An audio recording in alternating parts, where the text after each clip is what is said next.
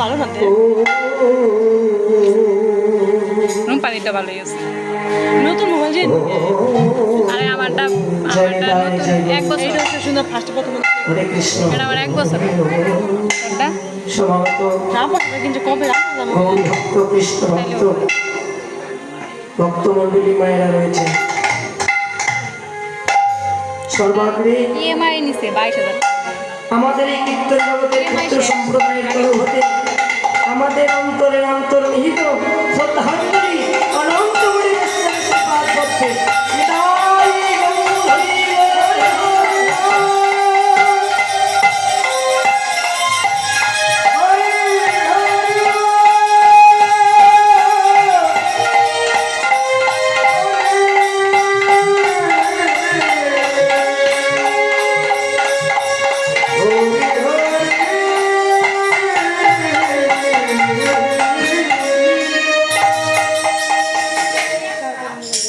তবে বিশেষ কথা হলো যিনি আজ এই বাড়ির আমরা তো কেউ বাড়ির মালিক নই গো বাবা এই জানিনার যিনি রক্ষাকর্তা ভগবান কৃষ্ণ ভক্ত মায়ের সন্তান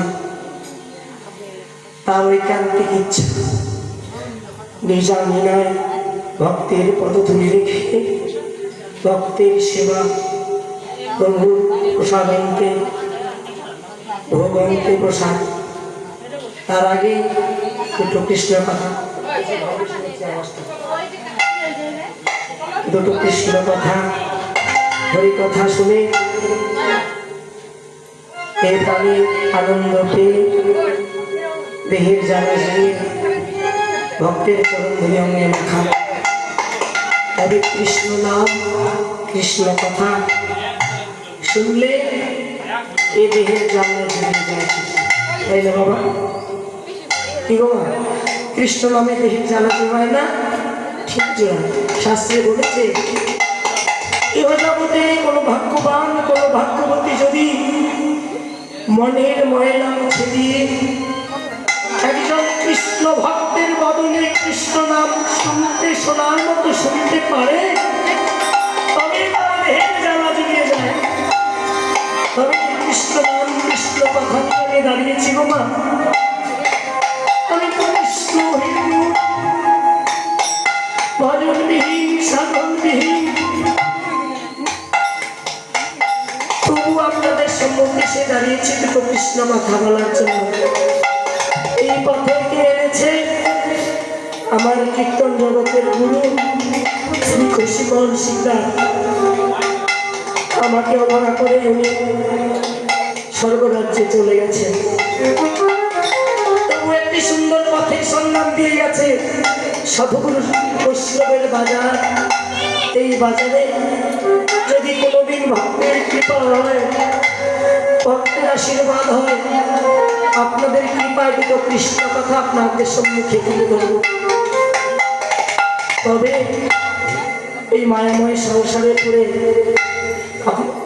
সকলে আমার পরিচিত সকলেই আপনারা তবে আজ যে আসরে দাঁড়িয়েছি কৃষ্ণ ভক্ত মায়ের সন্তানের আঙিনায় আপনাদের কাছে আমি আগে ক্ষমা চেয়ে নিচ্ছি ক্ষমা এই গত কার্তিক মাস গেল আপনাদের কৃপায় আমাদের বাজারে একটু আমরা সকালবেলায় প্রভাতী হরিনাম সংকীর্তন করি ওই প্রতিদিন কীর্তন করতে করতে না গলাটাও বসে গেছে গলা এখন আপনাদের কাছে আমার গলা আপনাদের চরণ পাশে রেখে আপনারা আশীর্বাদ করবেন এই অকুণ্ঠ কণ্ঠটা বসা আছে যেভাবে আপনারা বলাবেন ভগবান নিজেই বলে গেছে আমার হতে নাম বাড়ো নাম হতে আমার ভক্ত বড় আপনারা ভগবানের প্রাণের প্রাণ ভক্ত ভগবান নরেশ সরকারের আহ্বানে নিমন্ত্রণে আপনারা এসেছেন ওনারও জন্ম ধন্য হবে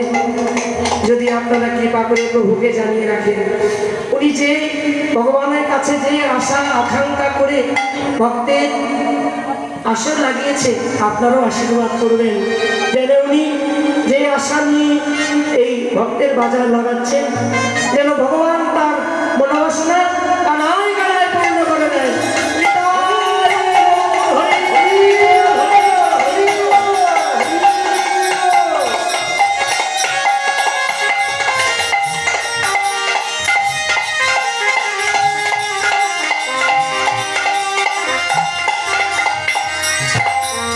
তবে বর্তমান যে লীলা, ভগবানের প্রতিটি লীলা মধুর লীলা, লীলা করে গেছে কেন?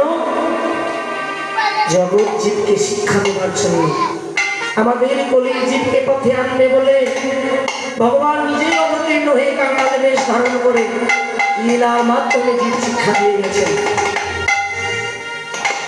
যিনি কৃষ্ণ তিনি গৌর।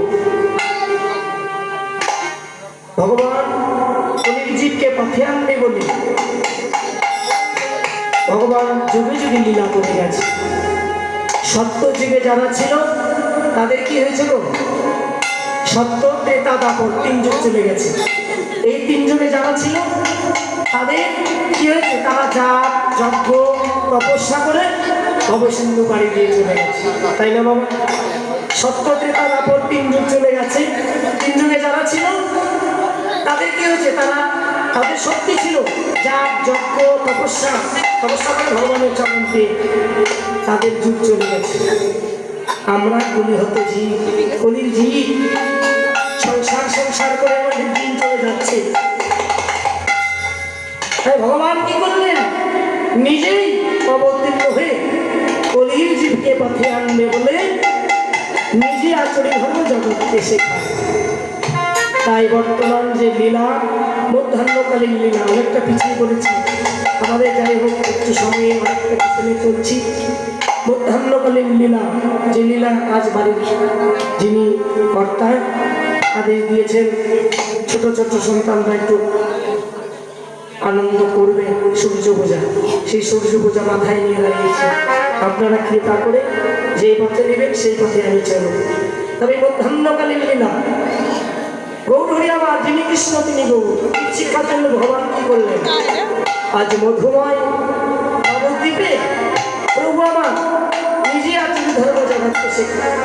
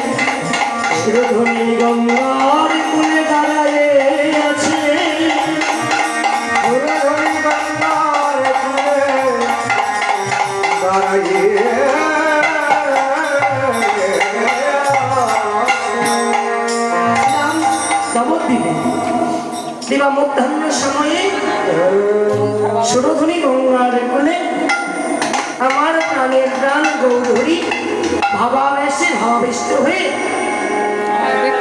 সুন্দর করে দাঁড়িয়ে আছে। লক্ষ্য করলেন কে? যিনি পদকর্তা রাধা মোহন দাস।